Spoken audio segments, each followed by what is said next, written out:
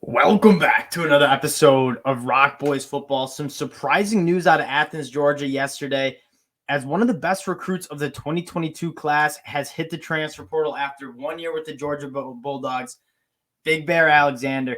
We're going to be taking a look at some of the potential destinations, some landing spots that really make sense for Bear Alexander. And this is something we could do with a lot of different players that are going to be hitting the transfer portal in the next couple of days. So really interested to hear if you guys enjoy the content and what other players should we be taking a look at as they reopen their commitment after hitting the transfer portal. And again, if you guys do enjoy the content, consider subscribing to the channel. Again, can't thank you guys enough for all the support you guys have shown. It's going to be heating up. Whether it's 2024 recruiting, the transfer portal, or spring games, we have a lot to talk about the next couple of weeks. So again, if you do enjoy the content, lock in, subscribe to the channel. Again, the support means so much to the fellas. Now, let's get into Bear Alexander and some potential landing spots for him. The big caveat in this is him transferring in this window. He can't transfer within the SEC without sitting out a year and losing a year of eligibility, which is for Bear Alexander, a caliber of player that he is, probably not something he is interested in doing. He's a guy that, probably thinking 3 years and I'm going to the NFL. So we're taking a look at some schools outside of the SEC, as I'm kind of assuming he's probably not going to want to sit out that year and transfer within the SEC. And the interesting part of this is you look at a lot of the teams that were in his recruitment out of high school, a lot of those guys were other SEC programs, right? Alabama, he was considered a Texas A&M lean for most of his recruitment. Florida played a big role in there. So we're kind of taking a look at a lot of new teams, and this kind of shows you the importance of, okay, you make a top five of a player's list. Don't lose contact if you don't get the commitment, because they might be reopening their commitment in a year or two in the transfer portal, and not burning bridges is seemingly much more important now than it was 5 years ago. So if you were kind of in there for one of these players' commitments and they don't commit to your school out of high school, it kind of shows you the importance of staying with it and kind of trying to land them if they ever do hit the transfer portal, which so many players are seemingly doing in this era of college football. Taking a look at some destination spots for him. The first one that jumps out at me is Texas. Obviously, losing guys like Moro, Jomo, and Keandre Coburn. If you guys follow our NFL draft content, massive fans of both those players. They kind of need some more bodies on the defensive line. I'm not saying they're bad. They got some guys, and I watched their spring game yesterday. They got some guys up front, but Bear Alexander would not be a bad addition to the depth on that defensive line with the talent that he has, right?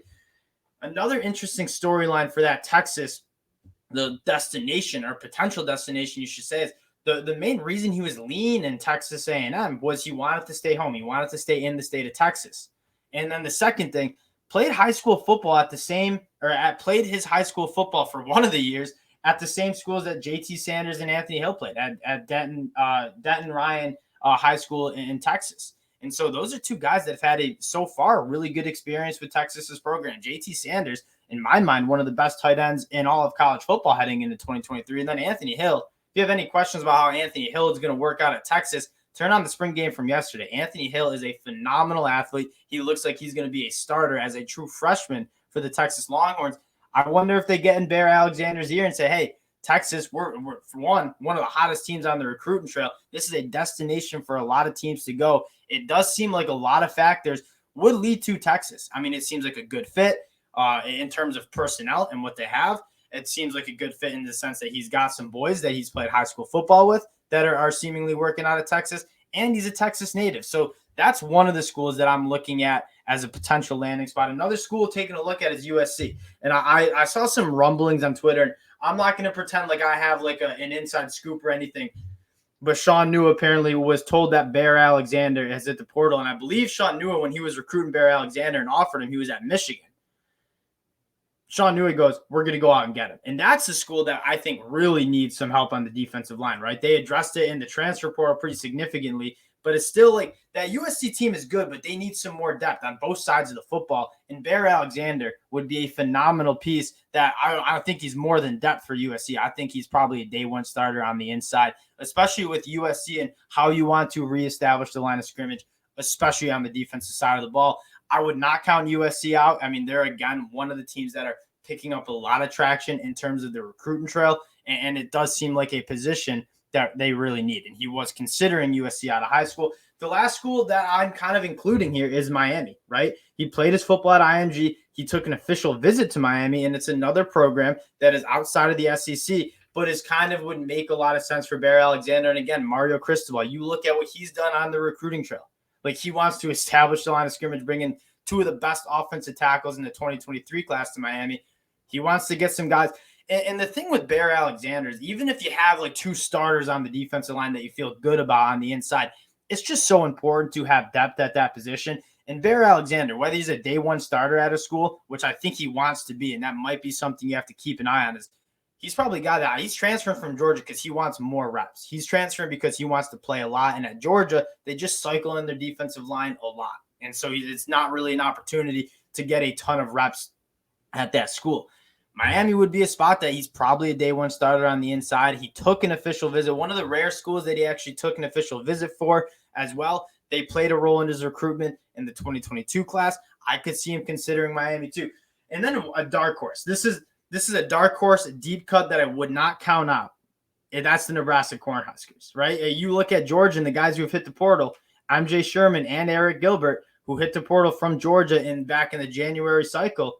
They come to Nebraska, and there seems to be maybe a little pipeline from Georgia to Nebraska. And so Bear Alexander, and Lord knows they need help on the defensive side of the ball and in building the trenches. And so Bear Alexander could be a nice fit there as well. I wouldn't count Nebraska out either. Those are the four teams that when I was kind of doing a little deep dive on Twitter and kind of reading about his recruitment out of high school, kind of jumped out at me as potential landing spots. And again, he's going to have, I bet he already has a ton of phone calls from a lot of different defensive coordinators and defensive line coaches and head coaches trying to get him on campus and trying to get his commitment in the transfer portal. So he's, as of right now, the hottest commodity on the transfer portal. That being said, this portal is open for a couple weeks now. There's going to be some big-time names at the quarterback position after spring ball kind of shakes out that are going to be hitting the portal. If you guys enjoy this, let me know, and let me know what players to kind of do some deep diving in, and we'll cover as potential destination spots. This could kind of be a fun thing to do, as, again, so much talent that's hit. The transfer portal is so different from 3 or 4 years ago. 3 or 4 years ago, the transfer portal, one, was just much, much smaller. Two, the talent wasn't near as talented. You take a look at the January cycle of the transfers. I mean, these guys are like former top 100 recruits that are just looking for different opportunities because of the new rules of the transfer portal. The transfer portal is becoming a massive part of college football. So, again, want to talk more about the transfer portal? Let me know some players to potentially do some digging on. We can have some fun conversations about potential destinations for those players. And, again, can't thank you guys enough for all the support you guys have shown. So, again, if you do enjoy the content, subscribe to the channel. Let me know in the comment section some other players to take a look at, and we'll try to get that done. Appreciate all the support, and we'll talk to y'all later. Peace.